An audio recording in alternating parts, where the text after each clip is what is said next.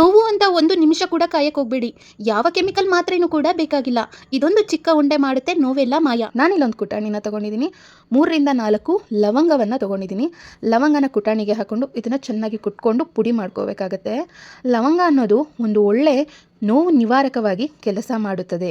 ಲವಂಗನ ತೊಗೊಂಡು ಚೆನ್ನಾಗಿ ಈ ಥರ ಕುಟ್ಕೊಂಡ ನಂತರ ಇದ್ರ ಜೊತೆಗೆ ಅರ್ಧ ಸ್ಪೂನ್ ಆಗೋಷ್ಟು ಅರಿಶಿಣದ ಪುಡಿಯನ್ನು ಹಾಕ್ಕೊಂಡಿದ್ದೀನಿ. ಅರಿಶಿಣದ ಪುಡಿಯನ್ನು ಹಾಕಿ ಲವಂಗದ ಪುಡಿಯ ಜೊತೆಗೆ ಚೆನ್ನಾಗಿ ಮಿಕ್ಸ್ ಮಾಡ್ಕೋಬೇಕು. ಈಗ ಚೂರಿ ಚೂರು ಅರಿಶಿಣದ ಪುಡಿ ಮತ್ತು ಲವಂಗದ ಪುಡಿಯ ಜೊತೆಗೆ ನೀರನ್ನು ಕೂಡ ಸೇರಿಸ್ಕೋಬೇಕಾಗತ್ತೆ. ಸ್ವಲ್ಪ ನೀರನ್ನು ಹಾಕ್ಕೊಂಡ್ರೆ ಸಾಕು.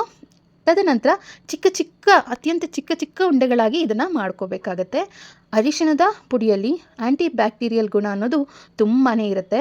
ಇದರಿಂದ ಬ್ಯಾಕ್ಟೀರಿಯಾಗಳು ನಾಶ ಆಗೋದಲ್ಲದೆ ಸಾಕಷ್ಟು ಸಮಸ್ಯೆಗಳಿಗೆ ಪರಿಹಾರ ಅನ್ನೋದನ್ನು ಕೂಡ ಸಿಗುತ್ತೆ. ಇವಾಗ ನೋಡಿ, ಈ ರೀತಿ ಚಿಕ್ಕ ಚಿಕ್ಕ ಉಂಡೆಗಳನ್ನು ಮಾಡ್ಕೋಬೇಕಾಗತ್ತೆ.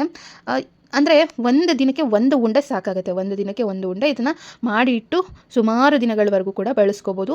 ಇದಕ್ಕಿಂತ ಚಿಕ್ಕ ಉಂಡೆಗಳನ್ನಾಗಿ ಮಾಡಿ ಬಳಸಿದ್ರೂ ಸರಿಯೇ, ದೊಡ್ಡ ಉಂಡೆಗಳನ್ನಾಗಿ ಮಾಡುವಂಥ ಅಗತ್ಯ ಇಲ್ಲ.